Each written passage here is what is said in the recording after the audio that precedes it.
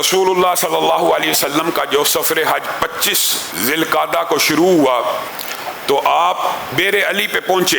यहाँ पे आपने इहराम बांधा, हज की नीयत की। यहाँ से एक सबक मिलता है कि इहराम आप कहीं से भी बांध सकते हैं। आप अपने घर से निकले इहराम बांध लें, लेकिन जो नीयत है वो मीकात के ऊपर जाके करनी है। हर इलाके के लिए मीकात को मुकर्रर कर दिया गया और उस मीकात से पहले अगर कोई नीयत कर लेगा तो वो नीयत दुरुस्त और सुन्नत के मुताबिक नहीं है। हजरत इमाम मालिक के पास एक शख्स आया और आके कहने लगा, इमाम मालिक, मैंने बेर अली के हवाले से हदीस को खंगाला है, मुझे बेर अली की कोई फजीलत नजर नहीं आई, जबकि मस्जिद नबी में एक नमाज 1000 नमाज के बराबर है और मदीना मुनव्वरा में ताउन नहीं आ सकता, दज्जाल नहीं दाखिल हो सकता। ये रसूलुल्लाह की मस्जिद है, जिसने इस मस्जिद को लिया उसके लिए जन्नत की बुशारत है, ये है वो है। मदीना के फजाइल जितने मनाकिब, मदीना के बेशुमार फजाइल और मनाकिब है, बेशुमार। वो सारी बातें इमाम मालिक के सामने रख के कहने लगा, इसलिए मैं मस्जिद नबवी से इहराम बांधूंगा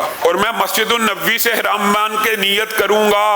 मुझे बेर अली की कोई फजीलत नजर नहीं आई, जबकि मस्जिद नबवी के बारे में कमोबेश 10 रवायात और मदीना के फजाइल को अगर मिला लिया जाए 100 रवायात मिलती, इतने फजाइल। मैं यहाँ से इहराम बांधूंगा। तो इमाम मालिक को गुस्सा आ गया और कहने लगे, बेर अली की तुझे यही फजीलत काफी नहीं है कि रसूलुल्लाह ने वहां से इहराम बांधा था, यही काफी नहीं है तेरे लिए? फलयहज़रिल्लज़ीना युखालिफूना अन अम्रिही, ये आयत पढ़ी, याद रख।